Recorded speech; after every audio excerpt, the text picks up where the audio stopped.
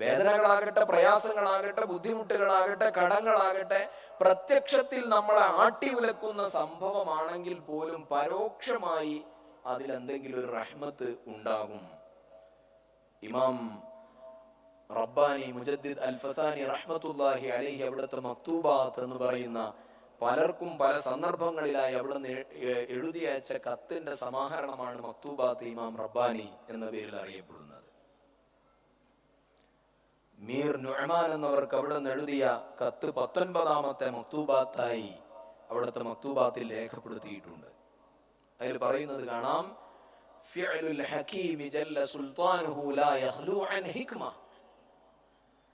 അല്ലാഹു സുബ്ഹാനഹു വ തആല, ഹകീമാകുന്ന അല്ലാഹു സുബ്ഹാനഹു വ തആലയുടെ പ്രവർത്തനങ്ങൾ ഒന്നും തന്നെ ഒരു ഹിക്മത്തിനെ തൊട്ട് ഖാലിയായതായിരിക്കില്ല. എന്തെങ്കിലും ഒരു ഹിക്മത്ത് അതിന്റെ പിന്നിൽ ഉണ്ടാകും.